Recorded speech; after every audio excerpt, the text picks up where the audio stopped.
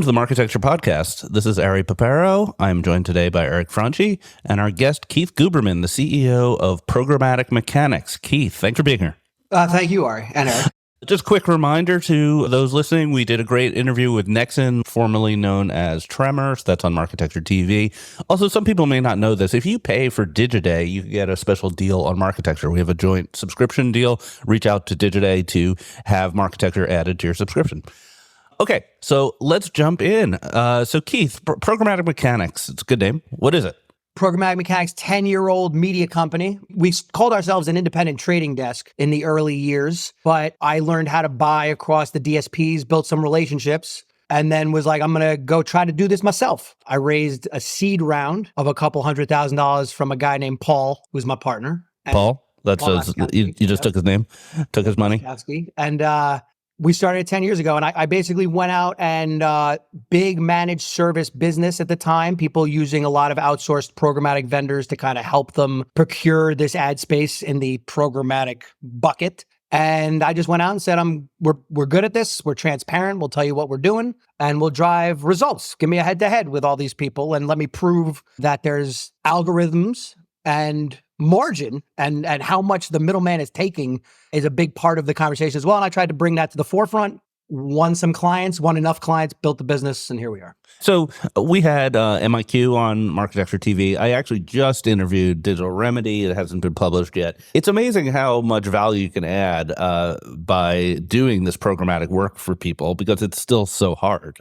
And getting harder. Thought it was going to get easier there for a while, but I think with privacy, it's about to get more fragmented and complicated. But yeah, I think that once you understand how the dollars flow from the buyer to the publisher, with agencies involved and media companies, there's just a lot of room in there to improve the flow, and that's kind of what we do with different terminology. Besides privacy, what is happening that makes you say it's going to get harder?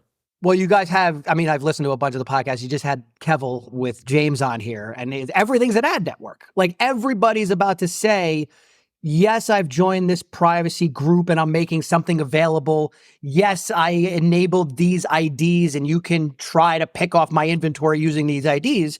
But if you want my first party data, which is the good stuff, and the ads on my network /app /CTV channel /bag of a taxi cab, you got to log into my platform or work through this series of APIs or like access this now with this credentials. The SOC, with also like SOC, that's like the framework every company has to adhere to for like privacy, to fit into like you've checked the privacy box. It's just a lot of logins. There's just going to be a lot of logins. Right. So you have a fragmented buying landscape and fragmented reporting and attribution. Yeah, well, yeah. And like the who's telling me the truth about what's working, direct response is going to, I don't want to say not work anymore, but like kind of not work, like have tremendous changes in the way that advertisers consider these like hardcore DR metrics of conversions and lifetime value equations. All those things are about to like work on very small pieces of inventory, but then there'll be gigantic swaths of inventory that don't communicate with that. So it's just going to be, after the 10 years I've been doing this, there's now like a couple of buying platforms that are like the premier platforms, and everybody uses that to procure a lot of the programmatic space. I just think that that's going to kind of, they've gotten it down. They're trying to get the logins down. I think it's about to go the other way. So do you think people are in denial about the effect of the Chrome cookie removal and the effect it's going to have? Yes. So are we going to wake up one day in April 1st, 2024, and people are going to log into their dashboards and there's just going to be nothing there? I'm exaggerating. But we're going to touch on these like made for advertising websites as well. You will get to that. But a problem with that is that a lot of people use the click as the metric of results. And like, I think that with a lot of these like hardcore DR metrics, measuring conversions and post-view action and all that, that is going to evaporate more than it has. And I believe that people are building these solutions to try to overcome the fact that the cookies, which track most of conversion activity, will no longer work. But I don't believe they're aware of how small the inventory will become that does still allow this stuff to work. how do you translate that to your customer? So I'd assume your customer is less sophisticated because they're hiring you to do the work. You don't want to call your customers unsophisticated, but you know what I mean. Like, how do you translate the in-depth, in the weeds knowledge that people like you and I have about cookies to a CMO who might not really have that much context? Well, I will say part of a lot of my activity now has been that we're launching a DSP, like a true DSP in Pontiac. And what I would say is that my customers and all the buyers have gotten smarter. There's not as many people, I don't think, looking as much for outsourced firms to do this. And they've kind of all, a lot of the biggest clients and smartest clients and agencies and all these people know more about what programmatic is and do a lot of the lifting themselves.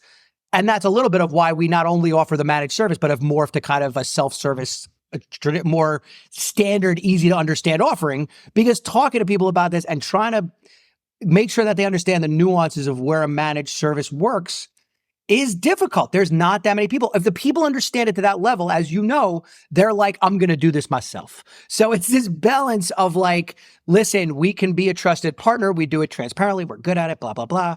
But over time, I've seen what I would call the writing on the wall to be like, we have to build a self-service option only because our clients are some of the smartest, and it's hard to, we got to keep inventing ourselves over time to like give them a way to activate with us to do it. If that makes sense. Yeah, this is one of the reasons I wanted to have you on, was because you and I had lunch a month ago and you told me you were building a DSP. And I said to myself, I have two reactions. One is, that's crazy. Why we need another DSP? Like we need a hole in our head. Then the other action is, it's probably a good business. Like everyone loves a good DSP. Why not? So you did YOLO, build a DSP. What's the deal? There's not many people on that you could put on a call that have also said, I'm going to build a DSP, and you're one of them. And people thought I was such an idiot for doing it. Well, yeah. So okay. So you guys know how people like raise money and deal with this market. So I built this media business that was managed service. And it, transparent, but it did well. I got traders to run. I ran it very lean, right? I only hired traders when I needed to, train them out of school. Same with account managers. Salespeople are a lot of my friends. So we built it over time where like I bootstrapped it, but it did make some money. And I took that money that it made and I just invested it straight in building a technology team. So first they built like very naturally, let's think about a business that does managed service. In the managed service world, you'll have an agency that represents 12 dentists in South Carolina, and the dentists want to spend $200 in media a month, and nobody wants the business. Nobody wants it. It goes from this guy to this guy to this guy. Nobody wants. I would take anything. I love that. Well, people who need help with their teeth. What is it? Oh, it's 2 zip codes you service? Great. I would love that business. Like, so my traders are like, Keith, like this. I mean, I get it. You like this guy and he's got the connections with the dentist. I'm like, he just onboarded another dentist. And they're like, I know, but it's only, it makes us like $17 a month. And they're like, and I'm not, I get it. You're a business, but as the person running it and the account manager, and they're sitting there being like, what are we doing? They're like, it just doesn't seem financially sane to be doing this. And I was like, you never know when the next dentist is the one that wants to blow it out on the billboards. But regardless, over time, when I had a colleague, a very, very smart, my CTO, Eric Thorson, he joined and it was almost like, I want to join. I like what you're doing. Let's build something. And then we were like, okay. And he was like, what do you want me to build? And I was like, well, I got this problem with this trader who's running the 12 dentists. Can you help them? So he built a tool over the AppNexus buying API to help onboard and run a lot of campaigns. And I was like, well, that helps. That's good. Then I was like, can you make a UI so that they can control the campaigns themselves? And he was like, sure. It's going to take me 1.5 years. And I was like, time we got. The dentists are not in a hurry. We have a buying platform that works. And this is the Pontiac version 1.0. It's like a login. You can use it. You can run campaigns. I shifted all the small business to that. It accepts credit cards via Stripe. And we built this business. And my story is not like I had this great idea. It's like so simple in the way. So then they were like, okay, we're done. The AppNexus API, we've built against 99% of it. And I was like, wow, you got this whole team now. We have an offshore team. We have people in the US. We're a very talented little team. And they were like, what do you want to do next? And I was like, well, we got all these people. We got to do something. I got to pick off something bigger. He's going to ask me again in 1.5 weeks. So I was like, listen, the cookie thing. Okay, so if you build a DSP, and this is a good conversation with you as somebody who's done this many times, cookies make a DSP very complicated. You have to build a battleship. You have to build a tool that can ingest millions of pieces of data a second and to check each one of them versus 200 different lists of things. It's complex. A lot of people think the QPS is the big driver of costs in a DSP, and it is, but actually data storage is a bigger cost. It's more complicated and it's a bigger cost. And it's just complicated, right? So I found unbelievable engineering talent. Yeah. But it's like, can you build a tool that can handle 30 million a second? They're like, maybe, I don't know. Right. And that always made me nervous because I can't run remarketing if I can't get the QPS really high. Right. You got to get the dental intenders to. Exactly. I'm not going to reach the 6 clients they want to reach in their remarketing pool. Yeah. We need people. We need to retarget. Like, have you been to the dentist? It's your 6-month checkup. So I'm trying to think. Is the joke like 4 out of 5 dentists prefer programmatic mechanics, or is the joke like programmatic mechanics go into competition with Gum Gum? It does seem more appropriate for their business to be in the dental space. Well, they do dental imagery in addition to ad tech. Eric, you were going to jump in here? Yeah. Two quick observations. Number one, I wish we had video because when Keith was talking about his whole dental journey, I mean, I fell off my chair, quite literally. All right, we need to reconsider that. Would you invest if I said I had a dental DSP? Is that an Imperium investment?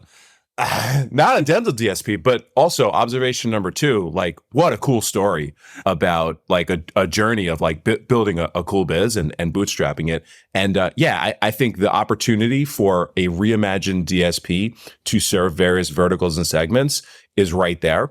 So then that's my question, which is, at least at this point, like, what do you either envision or what are you actually seeing in terms of the SMBs as a customer segment versus sort of like the larger, what you would consider traditional programmatic marketers? Like, are you going in this SMB direction because you think that there's a real market there?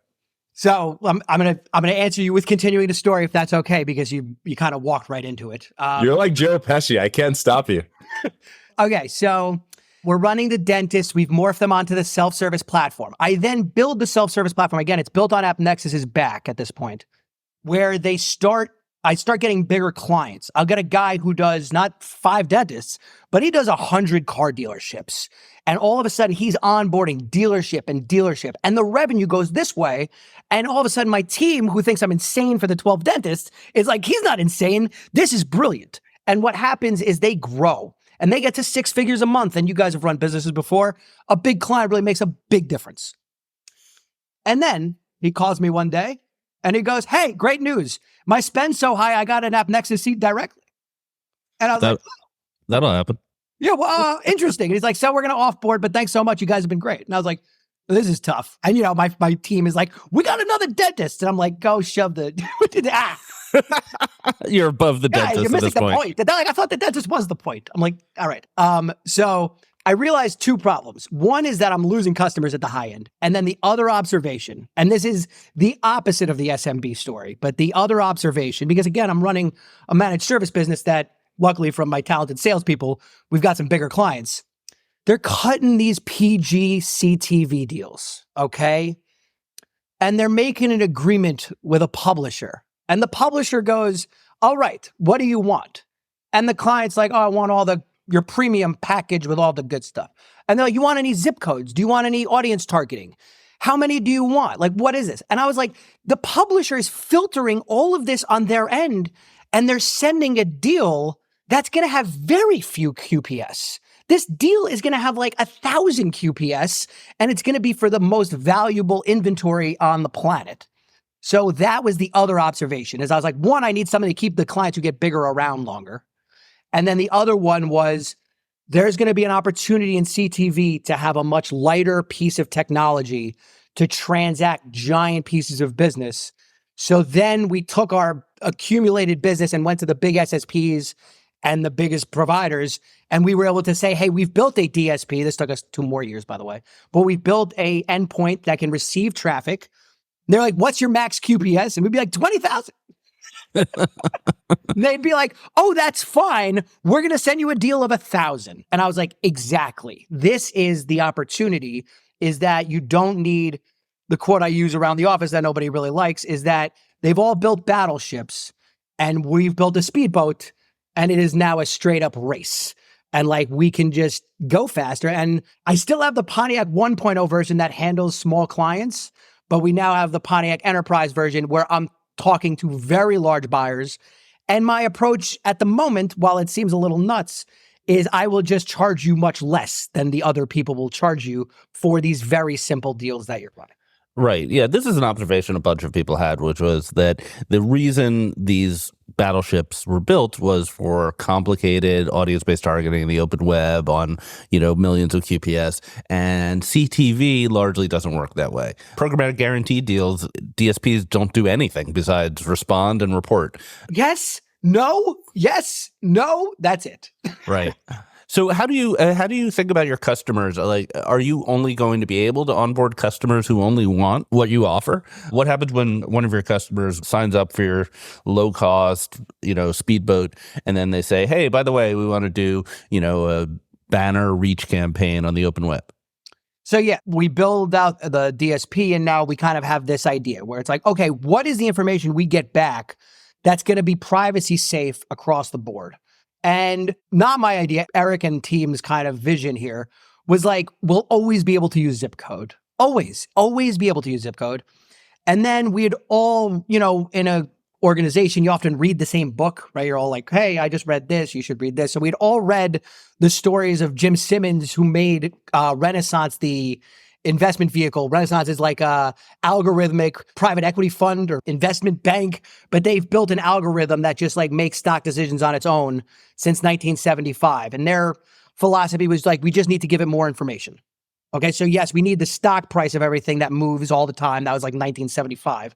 But by 1980, they were like flight patterns, weather data, anything we can get from the commodities market, real estate information, like just kept feeding this algorithm that's now manages trillions of dollars, just feeding it more information. So we kind of had that philosophy where we should make a platform that brings in everything we can learn about zip codes and gives that to the buyer to use.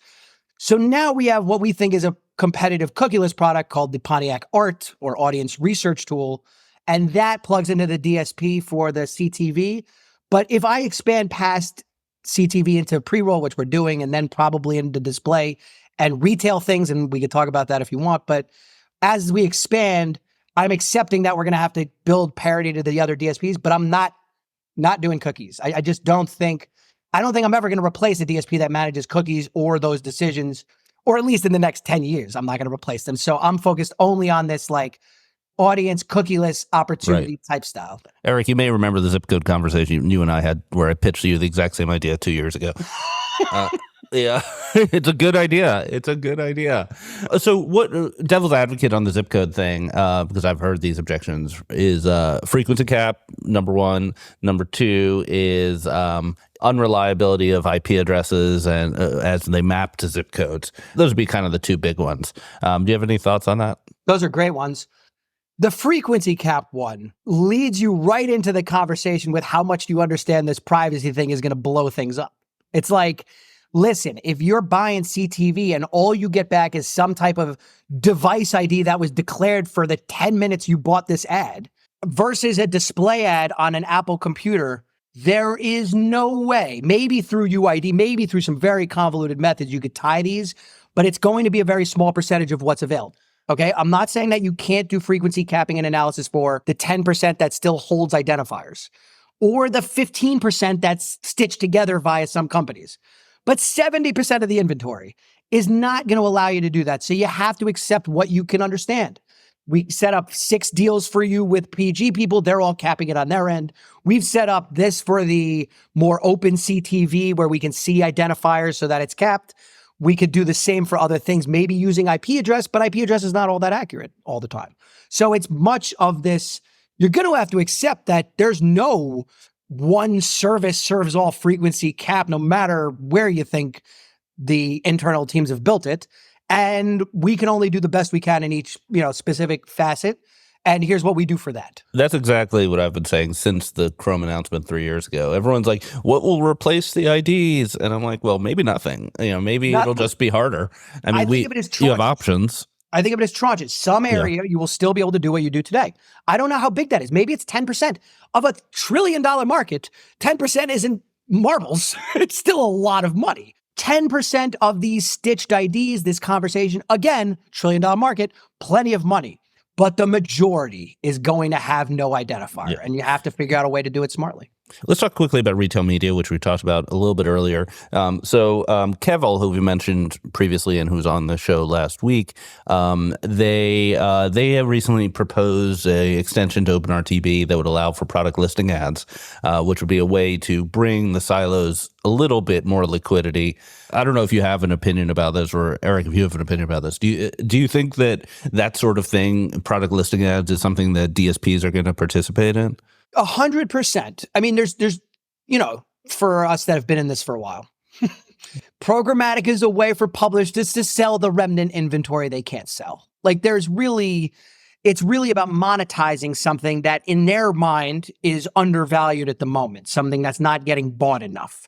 And then the other side you have, especially when you get into shopper and retail marketing with this whole revolution, is that it's not an accident that these major companies are on the major spots in these stores' shelves. And one of the ways that these companies over the table buy their space is injecting money via the advertising channels now. These are the basis of the relationship. A lot of the retail media on the big level is dealt with just like upfronts, commits. Hey, I'm going to spend $1 billion on your thing. Make sure I get that end cap with my sponge. And they're like, no doubt, you got it. So then the people buying it are just trying to make sure that the money goes through correctly. So I believe that because of the natural need for the commits to get spent and for the publishers to need to monetize more of it, because they always do, that will lead to more programmaticness of how this is done. But then again, with privacy and with this, we own the data revolution, they're all going to want to control everything on their end. Right. Eric, you think a lot about retail media. Do you think programmatic is coming, or interoperability is coming to retail media? A little bit of silo. Yeah. I mean, it has to, right? For this thing to truly scale and become, what we all think it can be in terms of the non-Amazon segment of the space. It has to. So yeah, Kevel's a portfolio company, and we think this idea of adding liquidity to it is just awesome. And I think Keith probably said it better than me in terms of that. Right. All right, let's take a quick break and we'll come back with the news of the week. All right. We're back. So we're recording this on Wednesday morning, which is earlier than we usually record. So we may miss some news. I think there is going to be some news this week, is my spidey sense. So we're a little bit backed up. So the first item was announced probably right after we recorded last week, which was more on the MediaMath saga. So our friend Lara O'Reilly, who was on the show about 3 weeks ago, she put out her latest article that JoeZ and a team from Aperium Ventures, was preparing to raise $10 million to make a bid for bankrupt MediaMath. So Eric is recused. He's not allowed to speak. He is on mute. So I guess, Keith, what do you think? Would Eric make a good CEO of MediaMath? Well, Eric's storied accomplishments in this business are, amazing. But what's funny is that I'm building a DSP. Yeah. You've built a DSP. Yep. And this guy might be trying to buy a DSP. I think if I had $10 million, I'd just build one. I wouldn't try to buy this thing. I mean, I think there's two questions that immediately come up, which is $10 million, is that really enough for the cash flow needs and of this DSP? And the second related question is, are the suppliers going to turn them back on without getting paid the money they're owed? Both good questions. I mean, listen, it's a funny room here of DSP conversations, but you can't just come, from a random place and show up and say, I'm going to build a DSP. The publishers are like, who are you? I'm extending you no credit. Yep. Who are the clients that are going to trust you? You're right. There's a lot of DSPs out there, but if you try to do all these integrations, it's not like they're like, hey, get on in here. They're first, all of them are like, who are you and why for a while. And, there's definitely something that if you could buy an established product that's plugged into the major exchanges that doesn't carry a debt load and can, again, if I'm right and there's 1,000 logins tomorrow, what's another login? So like, I don't know. I as somebody building a DSP, I definitely don't think it's crazy. I think that it, obviously a lot of the devil's in the details, but on its face, if you told me that that company, which has moved billions and billions of media dollars, has got value in those assets for sure, 100%. Yeah, I would, kind of like think, I'm like, that seems low, but seems a little low. I think part of it is that MediaMath had a lot of companies that had built on their APIs and built on their data feeds and things like that. And that's hard to switch. And a lot of those companies were left high and dry by the bankruptcy. So maybe the part of the theory here, and once again, we aren't asking Eric, part of the theory here is that, there's a bunch of customers who would just turn it back on if it existed. But, how is the conversation with Magnite going to go when they got stiffed on $8 million? Sure, it's a new balance sheet, but like, I don't know. It's Joe on the phone, Yeah, we gotta that get Joe. wasn't me. Nobody Joe come to on. comment on this. We're restarting this whole thing, and like the agency cycle, how people spend money. Again, if the wind's blowing our way, and they're like, hey, these 6 platforms I used today are not going to get the job done anymore, then I would think that the original team, who has unbelievably large number of relationships and again could rebuild the strategic profile of how to go to market and make money, you get the sequential liability going. Hey, once he pays me, I'll pay you. You get those conversations over the top. I would think you could make it work. I would think you could. All right. Well, this will not be the last time we talk about this subject. All right. It was a little bit of a slow news week, but there were 2 articles published in trade press this week that were some of the most batshit crazy things I've seen in ad tech. So we're going to do some dramatic readings here.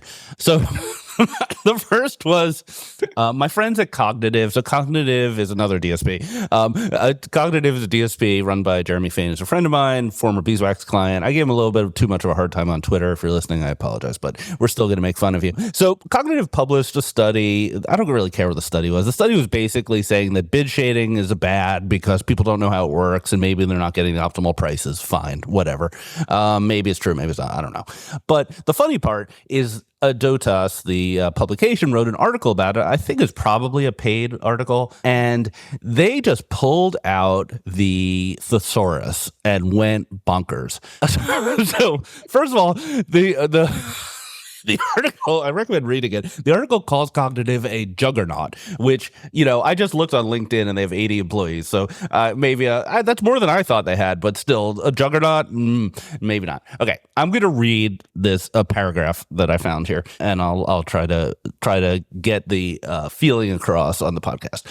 In an industry plagued by labyrinthian supply chains and pervasive waste, this report brings to light the necessity for advertisers to assertively pressure agencies and ad tech partners to remain vigilant in cost management.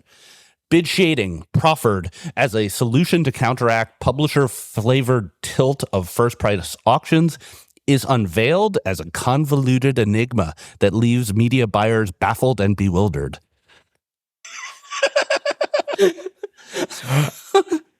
I actually had to turn my camera off. My God.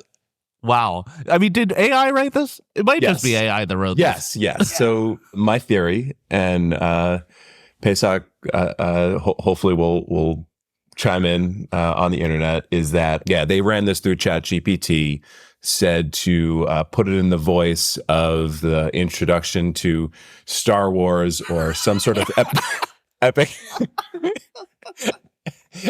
film, and ran it through once or twice more, saying increase the drama. More drama. ChatGPT, we need to earn our placement fee here. Plus drama. Does anyone actually want to talk about bid shading, or is that just not nearly as interesting as the article? Well, bid shading in general is kind of especially when you build the DSP, it sees traffic coming in. It sees all the opportunities to place ads. You can learn a lot, right? You can figure out a lot of stuff. I don't think that it's, you guys understand yield and the publishers plight to make more money. I think that it's just kind of the call and response to that stuff. I don't think it's as complicated or as dramatic as they made it. Yeah, they made it pretty dramatic. They made it pretty dramatic. So basically, the problem is that most algorithms in ad tech were built for second price auctions, which means what they do, the algorithm does, is predict what the impression will be worth to an advertiser. And that's great if you're running a second price auction. But as soon as you're running a first price auction, what it's actually worth to you is overpaying quite a bit, because what you really want to pay is a penny more than the minimum price you can get it at. So bid shading is sort of this giant Band-Aid put on first price auctions. It happens. And we did it at Beeswax. We charge for it. That was the other thing, is part of the argument against bid shading is that companies like the Trade Desk, they charge a percentage of what you save using their bid shading algorithm. And the argument is like, well, I thought that's what your algorithm was for, was getting me the best price. Why are you charging me more to get a better price? And I get it. Well, we did it too at Beeswax. So shit happens. Well, also, man. it plays, listen, there's a little bit of this story of like, why is programmatic so complicated, meets this, like, is it overbuilt at this point type of conversation, which, like, let's be real. Like, it is complicated, but there's also an enormous amount of business that's trying to work their way in and justify the need for this and this.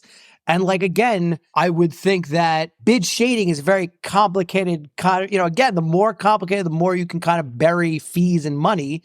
It's, again, it might, I don't want to say it's reaching an end with the cookie thing, but again, they might be getting a little bit nervous that there's going to be so many changes that we got to come out with as many ways we could charge people as possible. I think if you think about it, the reason why you're bidding differently on every impression in an auction is because you have data that's different on every impression. And if cookies were to totally go away, there would be no identity. A lot of the impressions would all look alike, and you wouldn't be able to really value them very well. All right, let's go on to the second batshit article. Only one quick second on that. Yeah, go ahead. Sybid's acquisition. Do you think that those guys looked and said, man, we're not getting much signal back on what's working for the machine learning algorithm. There's less data because the cookies are going away. Oh, you know what's not going to work when the cookies go away? A machine learning AI algorithm. And we should maybe unload this thing now. I don't know the guys, but like... I don't know. They got a good price. I mean... don't get me wrong. Amazing. But I'm just saying that it's... you've been an entrepreneur. You think you could go to the moon. They might have seen things that made them nervous and said, we should unload this now. Yeah, it's one way to look at it. I think the other thing is that there's both a lot of demand for custom algorithms. We saw that at Beeswax, but there are also independent companies like Chalice, Sybid. There's a lot of demand for that, but no one has ever scaled it to be a big business. There's never been a $100 million revenue company that does custom algorithms. So at some point you have to sell. That's kind of the bottom line. True.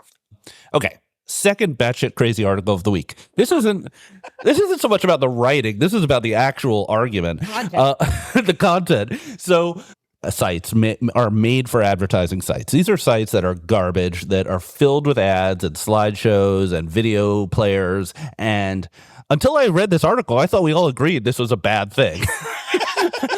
But then Digiday comes out with effectively a both sides article about MFA ads by Seb Josephs and Kelly Barber. I want to give them credit for their point of view.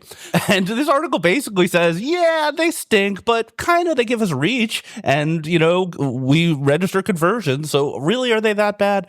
So I will once again do a little bit of a dramatic reading here.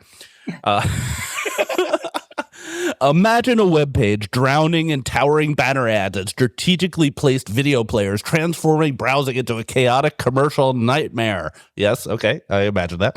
To a critical observer, this mishmash of intrusive ads and dubious content might seem like a digital apocalypse.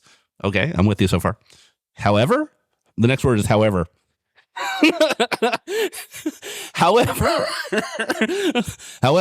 lurking in the background, the algorithm responsible for ad placements consider these sites to be prime opportunities. They straddle the line between authenticity and potentially invalid traffic, and that leaves just enough wiggle room for marketers to do the mental contortions necessary to swallow this bitter pill. Wow. I don't even know what to say, man. Yeah, we've been doing this a while, right? Like bot traffic ain't new. Like the idea that computers register websites is not new, but I've never seen an article defending the other side. It's just too ridiculous. It's so good. It's so good. It seemed to be an intellectual exercise almost, like a college professor saying, give me the argument for, give me the argument against, versus I think Seb or the other author or like the person from ShareThrough who was quoted endorsing this stuff. I don't think there is a person in this space besides the people that actually throw these MFA sites on exchanges somehow and get them through that would think these are in any way acceptable.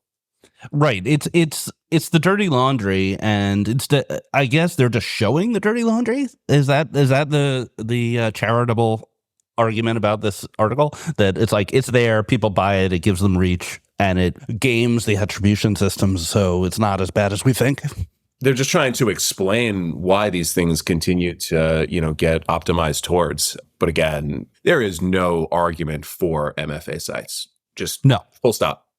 There is an explanation about why they continue to exist. And the explanation is a mixture of laziness and lack of accountability at agencies and lack of transparency in reporting. Those are all true things that cause them. But we should all agree that they're bad and need to go away. I thought so before I read the article. If you put the whole thing together and look at it from like top to bottom, it is like rich with irony. It's like, okay, so websites see the fact that they need to make splashier, crazier headlines to drive more traffic. Okay, so right. They can drive more traffic, and the fraudsters start to realize that like real publications and made for advertising websites are like getting close to each other. Like we'll just source pretend content about something, drive traffic to it, right, and get advertisers to buy ads. So it's just like, how do we get the eyeballs and what do eyeballs look like saga that publishers deal with, to the point where somebody said to one of the reputable publications, I need an article that says there's another side.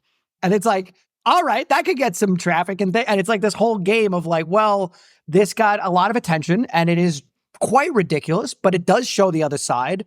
And it probably got a lot of action. So I think it's a little state of the media world as well, which also, by the way, plays into this made for advertising websites thing. It's all very meta that a trolling article about this got a lot of attention.